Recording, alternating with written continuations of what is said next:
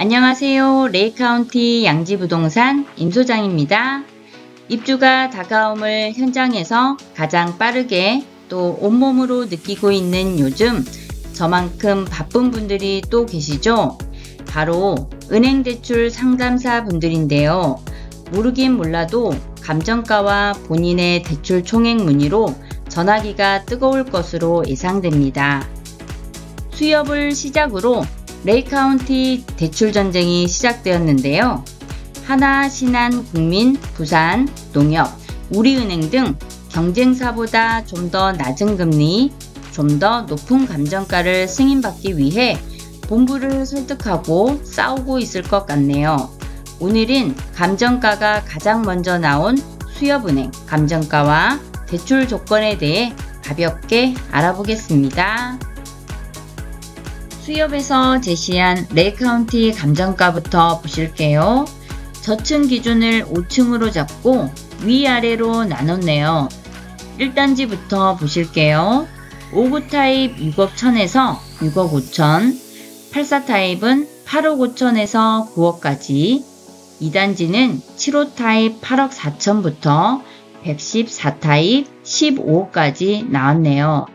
3단지, 4단지는 1단지와 비슷한 수준으로 나왔고 5단지는 승강 구분 없이 3억 5천으로 일괄 적용되었습니다. 입주 예정자들이 100% 만족할 수 있는 감정가를 제시한 건 아니지만 수협에는 강력한 베네핏이 있죠. 뒤에서 설명드릴게요. 자, 이제부터 입주 예정자분들의 계산기 두드리는 속도가 빨라집니다. 감정가가 나왔으니 개인의 상황에 따라 대출 총액이 달라지는 LTV와 DSR을 고려하셔야 하는데요. 바로 보시죠. 수협에서 제시한 감정가액 전부가 대출이 안 된다는 건 잘 알고 계시죠? 우선 LTV부터 천천히 하나씩 살펴볼게요. 주택수 또는 주택구입 유무에 따라 감정가의 80%, 70%, 60% 이렇게 차등 적용이 됩니다. 첫째, 생애 최초 주택 구매자는 감정가의 80%까지 대출이 가능합니다. 단 총액이 6억을 넘지 못합니다. 1단지 84 타입의 감정가가 9억이었죠? 그럼 이론적으로 생애 최초인 분들은 9억의 80%인 7억 2천이 나와야 되는데 이게 안 된다는 말인 거죠. 즉 LTV는 80%이지만 6억 한도에 걸린다는 소리입니다. 둘째, 무주택자는 감정가의 70%까지 대출이 가능합니다. 1단지 84 타입 기준 6억 3천까지 나오겠네요. 셋째, 1주택자는 60%까지 나오는데 주의하실 점은 처분 예정인 집을 인정 안 해줘요. 레이카운티 청약 당시 1주택 처분을 조건으로 청약에 당첨된 분들 있죠?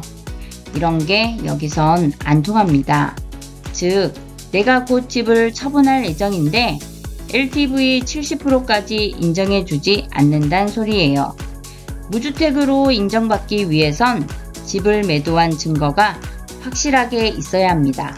매매계약서와 매수인에게 입금받은 계약금, 입금증과 부동산 거래 신고 필증이 대출 당시 첨부되어야 합니다. 여기까지가 LTV였습니다. 대출 관련 항상 발목을 잡는 게 있죠. 바로 DSR인데요. DSR을 간단하게 말하면 연소득이 많고 매년 갚아나가는 원금과 이자 총액이 낮을수록 돈 빌리는데 유리한 녀석이죠. 우선 왼쪽 표를 보시면 일반 분양자와 21년 12월 31일 전 전매로 취득하신 분들은 통상적으로 DSR 70%를 적용받습니다. 22년 1월 1일 이후 전매나 증여 등으로 취득한 분들은 무시무시한 DSR 40%를 적용받는데요. 수협에서는 다중채무와 적은 소득으로 대출 가능 금액이 적은 분들에겐 한 줄기 빚으로 다가왔는데요. 강력한 베네핏이 있다고 했었죠. 일반 분양자와 21년 12월 31일 전에 취득한 분들은 DSR 70%가 아닌 100%로 적용받습니다.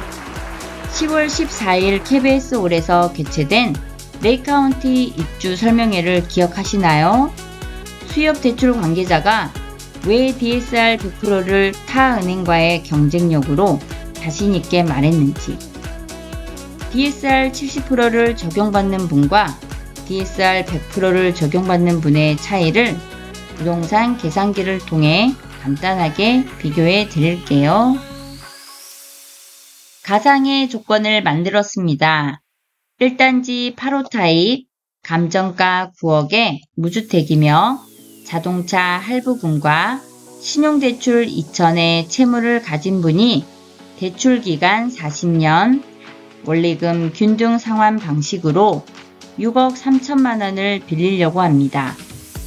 DSR 70%를 적용받는 분이 이런 조건으로 감정가의 70%인 6억 3천만 원을 빌리기 위해 얼만큼의 연소득이 있어야 하는지 볼게요. 미리 입력해 놓은 조건으로 부동산 계산기를 돌려봤습니다. DSR 70%를 적용받는 분은 6억 3천만 원을 최대치로 빌리기 위해 연소득이 6,530만 원이 되어야 합니다. 연소득 조건, 장난 아니죠? 혹시나 드리는 말씀인데 소득 조건이 6,530만 원이 안 되면 돈을 아예 빌릴 수 없다는 게 아닙니다. 본인의 소득만큼 DSR 기준에 맞춰 빌려주긴 하는데 연소득 6,530만 원이 안 되면 LTV 허용 최대치인 6억 3천만 원을 빌릴 수가 없다는 거죠. 즉, 위와 같은 채무를 가진 분이 6,530만 원보다 소득이 작다면 대출 가능 금액이 줄어든다는 소리입니다. 자, 그럼 DSR 100%가 적용되는 분들의 소득 요건을 한번 살펴볼까요? 이번엔 DSR 100%를 적용받는 분들의 소득 요건을 같은 조건으로 계산기를 돌려봤습니다. DSR 100%를 적용받는 분들이 6억 3천만 원을 빌리기 위해 필요한 연소득은 바로 4,570만 원입니다. DSR 70%를 적용받는 분들과의 연소득 요건이 확연하게 차이가 나죠? 어떤가요? 같은 조건의 채무로 같은 금액의 돈을 빌리는데 DSR 70%와 DSR 100% 차이가 엄청나죠? DSR 100%가 적용되는 강력한 베네핏을 마케팅 삼아 선제적으로 대출 전쟁에 뛰어든 수협은 이미 1차 대출 한도가 소진되었다는 소식이 들려옵니다. 레이카운티 입주가 20여일밖에 안 남았습니다.